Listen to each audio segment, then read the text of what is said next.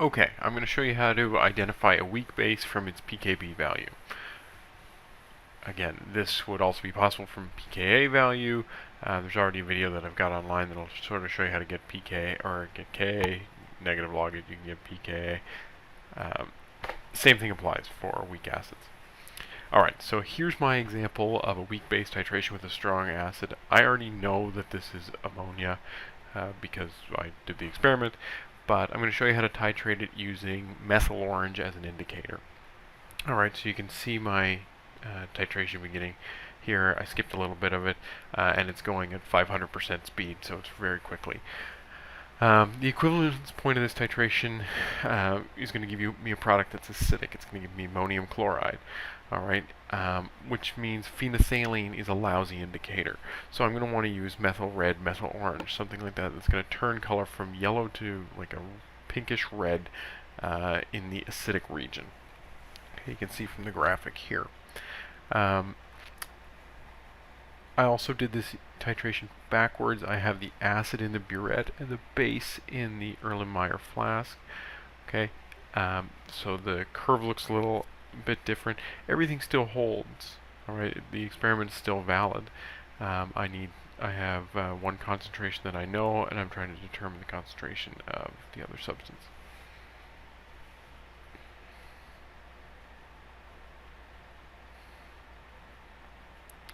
Okay, so the point of my titration in any titration is usually to determine an unknown concentration. I'm going to skip that part of the analysis for this one, just to keep the video a little bit shorter. You already know how to do that part. So I'm going to look and see if I can determine, say, like a physical or a constant from this. Sorry, a known or literature value. So I'm going to be looking for pKb. Here's my spreadsheet data. I'm going to move a couple things around a little bit. In column A, I actually have what should be a burette reading. Okay, these are the raw values that I would have read off the burette in milliliters. All right, now I need to plot volume of HCl added. So I'm going to move that into column B, and I do that just by subtracting all of my, subtracting 0.2 from all my values in column A. All right, so then what I'm going to do is I'm going to plot volume of HCl added against pH. So this will give me a titration curve. Excel gives you a few more options than Google Docs did. Alright, so here we go. I have a typical pH curve, or sorry, typical titration curve.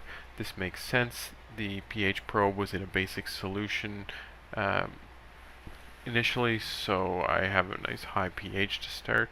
Alright, so this is the titration of ammonia with 1 molar HCl. Okay, you can see there's a sharp drop, and I finish off in the acidic region. Okay, and one of the nice things about Excel is I can actually just go in and drop in the subscripts. It's picky, but it's chemistry grammar.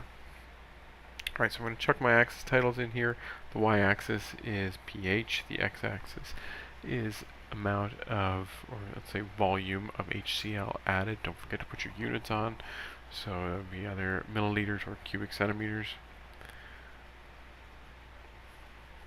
Right, and this is great. pH curves are most, titration curves are most often presented as a function of pH. Right, I'm going to move this to chart 1 just so I can have a little bit bigger, clearer of a look at it. Looks great. The problem is that this pH doesn't help me. Right, if I'm looking for, let's say, a value that I can compare with a literature reference, right, we've already seen in a previous video that pKb can be equated to pOH at the half equivalence point. Right? So I need to dispense with the pH values, and I need to replot this titration curve using pOH. We can make use of our relationship pOH and pH are equal to 14. So solve for pH. 14 minus the pH will give me the pOH. Now I'm going to create another scatter plot graph, plots volume of HCl added against pOH. Alright, so essentially all I've done is reverse the shape of this graph. Remember, there's a reason for this. I'm looking for the pKb value because I want to confirm that this is in fact NH3. Right? So in your lab, you won't know the identity of the substance you're working with. It'll be one of 4, and you're going to have to try to get identify which it is by getting as close as you can to one of the literature pKa or pKb values. Alright, so I'm just going to transfer this into OneNote. I'm going to do a little analysis on here. So I'm going to say this looks to be about the vertical region. Again, I'm approximating a lot of this. Alright, if I was doing this on a test or exam, I'd be provided grid paper, and I would be making sure this was much more precise. Alright, but for the purposes of this activity, we'll be fine here like this. So I'm going to say the pOH at the equivalence point looks like it's 9. This would be a pH of 5.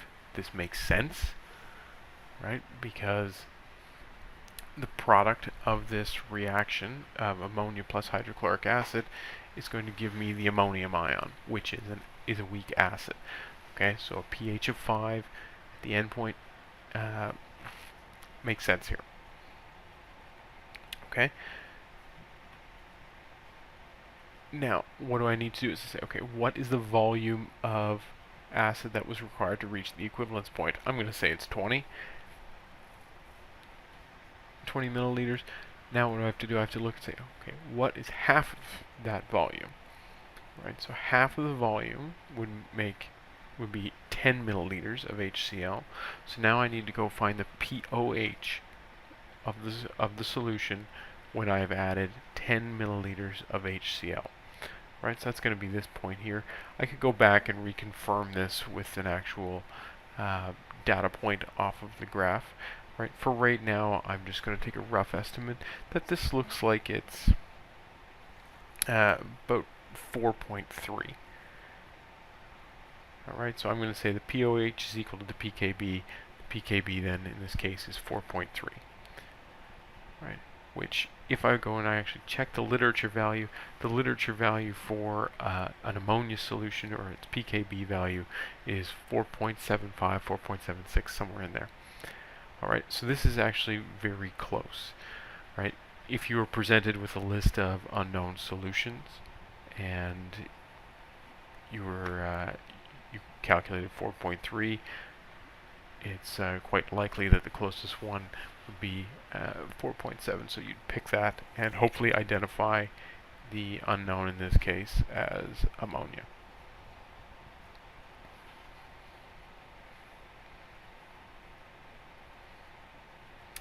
Alright, so I'm going to jump back over to my Excel document.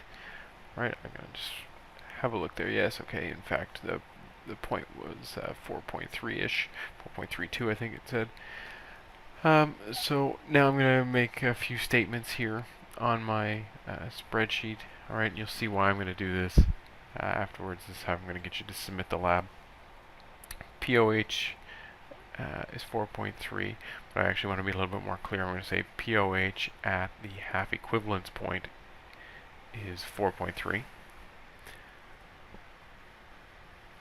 Alright, and then I'm going to say that pKb is equal to the pOH at the half equivalence point.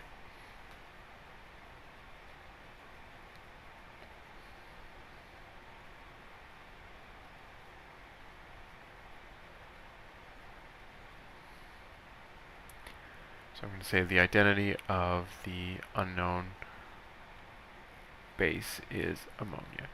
Now, what I've actually left off the analysis here is I should have compared it to the literature value.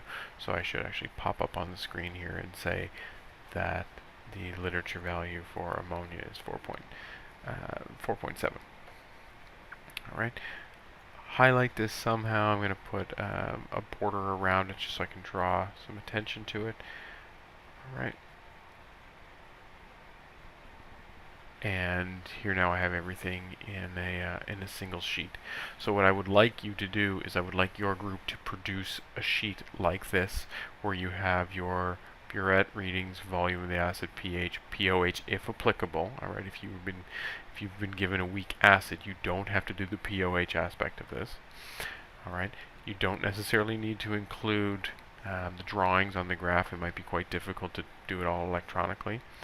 All right, but determine the PKB or pKa, whichever, and let us know the identity of your unknown.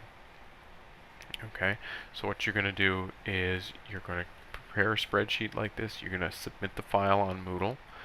Okay, and I'm going to compile all of them into a single document. You guys are then responsible for downloading the document. All right, having a look at it, having a look at the data from all the other groups. All right, because you're responsible for knowing how to do this calculation, how to identify an unknown from it. You're responsible for knowing what the appearance of the various graphs look like, and then at a later date I'll either make a video for you or we'll discuss in class. You'll need to know how to select an appropriate indicator based on a few mathematical relationships that we'll look at later on. Okay, so good luck in your lab, and get to this analysis when you have time.